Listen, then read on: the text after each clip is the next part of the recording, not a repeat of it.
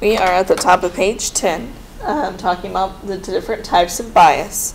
So there's 3 examples, and I want you to think about what type of bias. Is it sampling bias, non-response bias, or response bias? So pause the video. If you haven't already, try to think about each scenario and what type of bias is present. The first one says a retail store manager wants to conduct a study regarding the shopping habits of his customers. He selects the first 60 customers who enter his store on a Saturday morning. That's kind of convenience sampling. That was just easy for him to just pick the first 60. And so under coverage is present here. Not all customers across the week were represented. And so his sampling technique was the cause of bias. The first 60 customers in the store on a Saturday might not represent all of his consumers. And so when it's convenient sampling, it causes sampling bias. On the second one, it says to determine the public's opinion of the police department, the police chief obtains a cluster sample of 15 census tracts within his jurisdiction and samples all the households in the randomly selected tracts. That's a cluster sample. Sampling was fine. But here it says uniformed police officers go door to door to conduct the survey. And I don't know if you've ever had a uniformed police officer at your front door, but it's a little intimidating, and so it might incline you to change your responses. And so it's a little, cannot spell today. It's a little intimidating to have a uniformed police officer at your front door. It'll make you a little nervous. You might kind of fudge your answers a little bit out of nervousness or out of fear. And so it might cause some response bias.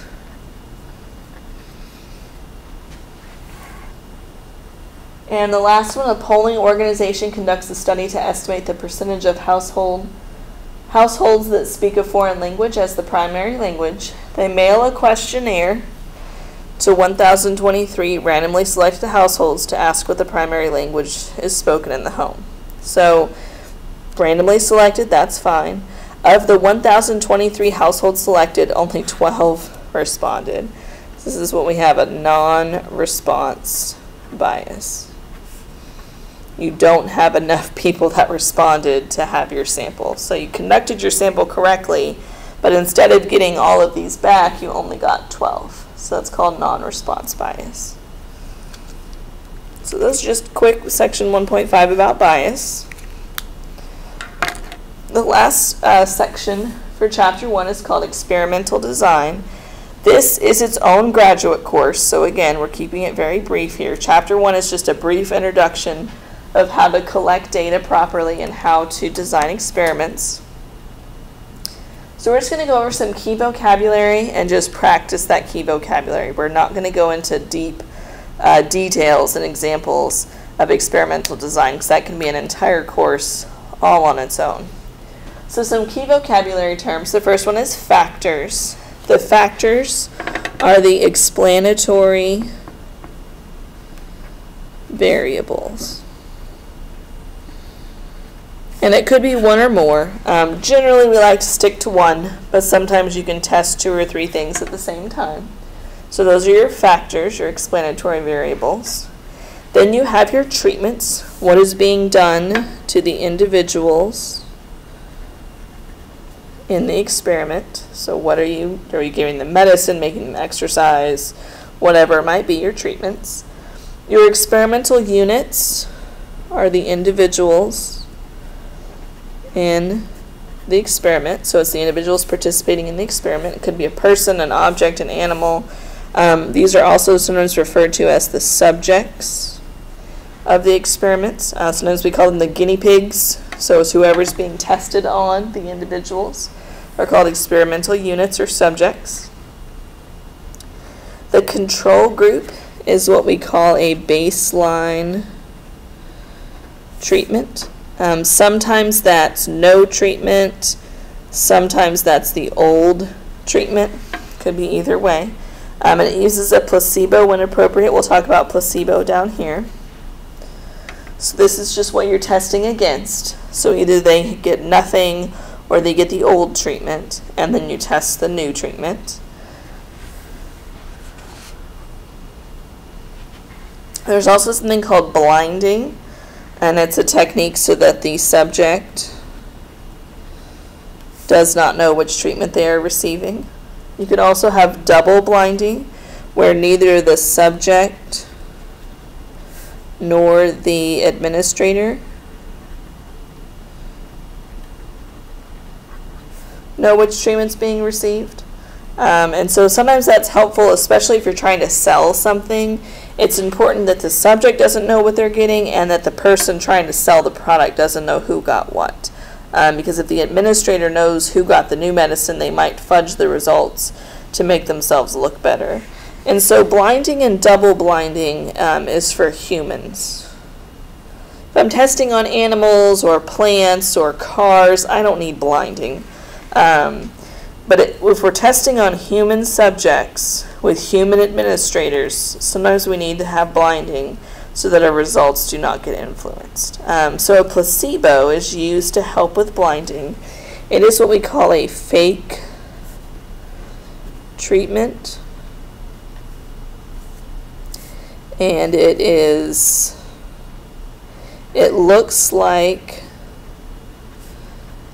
the real treatment, but has no effect. So let's say we're testing a new headache medication. One pill will actually be the headache medication, and another pill will look the same, but it will not have the medication in it. It will just be what they call a sugar pill.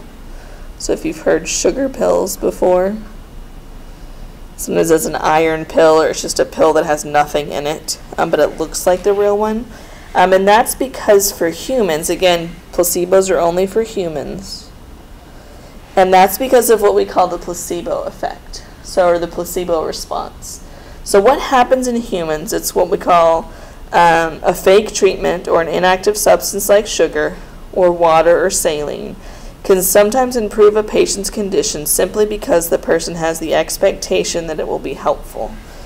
So this happens in humans. If I have a headache and you give me some medicine and you say, oh, this is headache medication, it's going to make you feel better, I might magically start feeling better because I think I'm supposed to feel better, even if the medicine you gave me doesn't do anything. And this happens a lot. Like if you give me a cup of coffee and I'm more alert, maybe that coffee was decaf, but I didn't know it, but I think I had caffeine, so I start to act more alert. And that's what the placebo effect is. You think it's supposed to be working, and so you act like it is. So to separate out this power of positive thinking, that's where a placebo-controlled drug study comes in. So for humans, it's really important to use a placebo when you're testing medications or new things that are supposed to help you, so that we don't fake it and think we're getting better when we're not. So don't stress too much about placebo. Hopefully you've heard of that before. The big thing to remember is that it's only necessary for humans. Plants don't need placebos, animals don't need placebos, objects don't need placebos. So it's just a human phenomenon that happens when we're given something that's supposed to make us feel a certain way.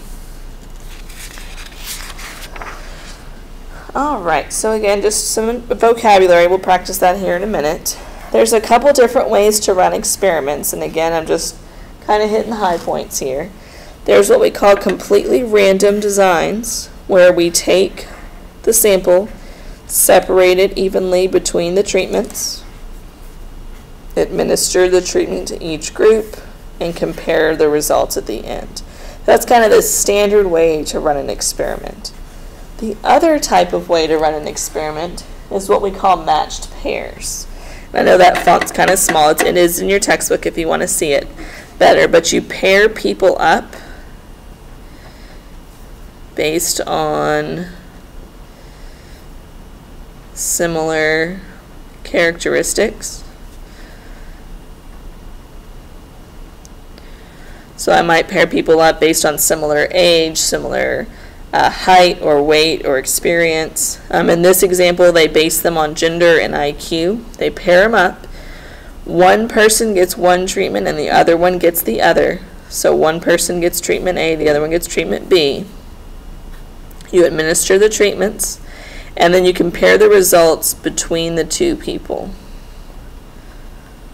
So you don't bring it all back together in a big group, like for completely random.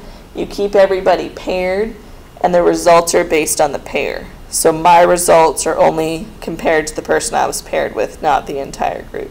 So if you want to read a little bit more about the two different main types of experimental design, you can. However, again, that is its own course that we don't get into too much in this class. So the main thing I want you to get out of section 1.6 is being able to read through an experiment and answer some questions basically about the vocabulary that we just talked about. So in this example, Lipitor is a cholesterol-lowering drug. In a collaborative study, the effect of Lipitor on cardiovascular disease was assessed in 2,838 subjects, ages 40 to 75, with type 2 diabetes without prior history of cardiovascular disease. So you took a very specific sample, and they had a placebo-controlled, double-blind experiment. Subjects were randomly allocated to either the Lipitor or a placebo. So the pills would look the same. One would have the actual Lipitor and one would not. And then they were followed for 4 years, and the response variable was the occurrence of any major cardiovascular event. So heart attack, stroke, whatever might have happened. So the results say that Lipitor significantly reduced the rate of major cardiovascular events. We'll talk about what significantly means in statistics later on in chapter 10. But they had these results, and they said that Lipitor was a good thing. So those were the results from the survey, or from the study, sorry. So there's 5 questions I want you to kind of look at, and you'll have similar questions in your homework and on your exam. The first one says, why is this experiment placebo-controlled? And that's because humans are the subjects and medication is being tested. So if something's being tested where a human will know whether or not they got it, you have to have a placebo. So if it's a new type of drink, you have to make sure the placebo looks like the new type of drink. If it's a type of medication, you want to make sure the placebo looks like the new type of medication, and that way human influence is blinded. You can't tell. What does it mean for the experiment to be double-blind? And that's just asking for the definition. So neither the subjects, which are those 2,838 people they chose, nor the administrators, which are these this cards group. They don't know. So neither the subject nor the administrators know who got the real versus the placebo pill. Someone knows, a third party knows, but the subjects don't know if it was real or fake, so that they'll act normal either way. And the administrators don't know, so that they won't influence the results, knowing who got the Lipitor and who did not. So neither the subject nor the administrators know who got the real versus the placebo. The next question, who is the population of interest? So everyone ages 40 to 75, so I'm reading from the beginning. They're looking at people ages 40 to 75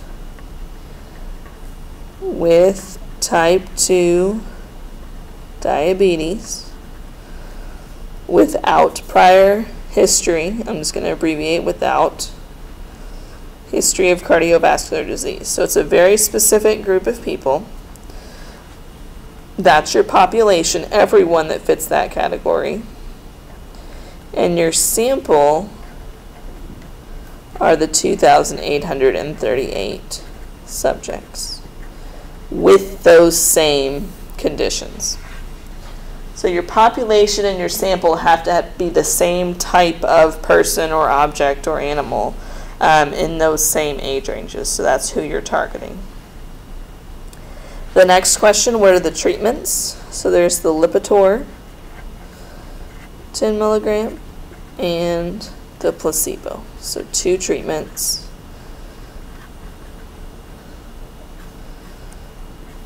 You either get the real one or the fake one. Sometimes there's 3 treatments. Sometimes you get an old one, a new one, and none. But it's usually 2 or 3 treatments or levels. And then the last question, what is the response variable? They were measuring the occurrence of any major cardiovascular, I'm going to abbreviate, event. So all of these answers come directly from the scenario. It's your job to just kind of break down the scenario into the different terms that we've been talking about. And so you'll have several homework questions like that, and your test questions will be very similar. All right, so that is chapter 1. We're going to kind of summarize the steps in designing an experiment just to kind of help you give a big picture of how all this comes together. And we kind of talked about this with the process of statistics. The first thing you want to do is identify the problem or the claim. And that means you have to determine the response variable. What is it that you're trying to measure? What question are you trying to answer? And determine the population to be studied. And we talked about that at the beginning of chapter 1. What question are you trying to answer? What claim are you trying to prove? And who is it that you're trying to study? So the response variable, what are you trying to measure? And who are you trying to measure it on? Then you determine the factors. You have to think about what affects the response variable. What kind of input can you have?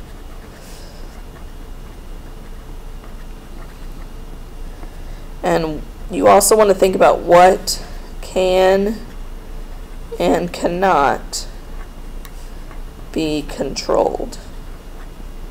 It's a very important aspect of experimental design. What factors can you control and what can you not control? What are going to be confounding variables that you have no control over? So it's a very important question to answer when you're starting to do research. After that, you want to decide on your sample size.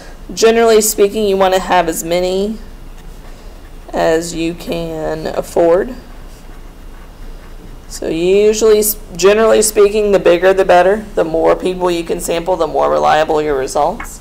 But there are limitations to that, and we'll discuss appropriate sample sizes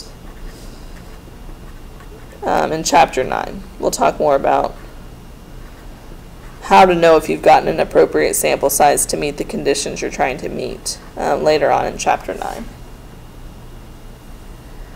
Then you want to decide on your levels and your treatments, like what are you trying to test and how are you going to test it, and what kind of amounts are you going to use. So this is where your control comes in. Do you need a placebo? How many levels are you going to have? Are you just going to have new and old? Are you going to have none new and old? Or are you going to have different amounts? So how many levels are you going to have? And you want to think about if you're going to vary, going to have varied or constant levels. Again, you're just kind of decide what are you going to run here? How many different tests are you going to run? How many different levels or amounts are you going to have? Are you going to vary it along the way or keep it constant? So lots of little questions to answer along the way.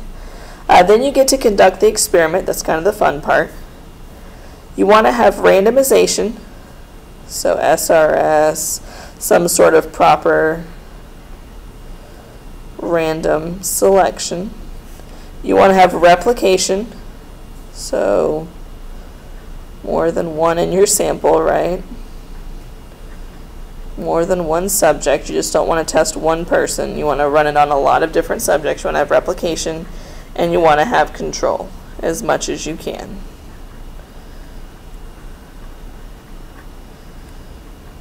As much control as you can have, you want to control it. Then you get to collect and process your data.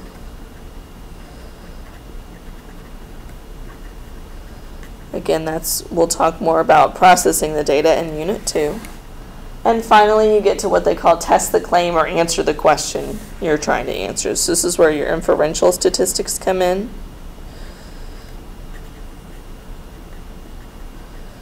Making those predictions, that's going to be Unit 3 and 4. And you get to make some generalizations. Say, hey, I ran this experiment, and here's the results I got. So you get to make some generalizations. That's, again, kind of the process. Think about what kind of question are you trying to answer, what are you trying to measure, who are you trying to measure, what can you control, what can you not control, what are you going to test, how much of a sample are you going to have, what kind of levels in your sample are you going to have. Then you run a randomized, replicated, controlled experiment, collect and process your data, and finally you get to answer your question or test your claim. So that summarizes Chapter 1. Your textbook at the end of each chapter has a really nice summary and review questions and things like that. So your textbook's really good. And you'll have your homework. I think there's a Unit 1 review in there as well. So you can really have a good grasp on everything in Chapter 1.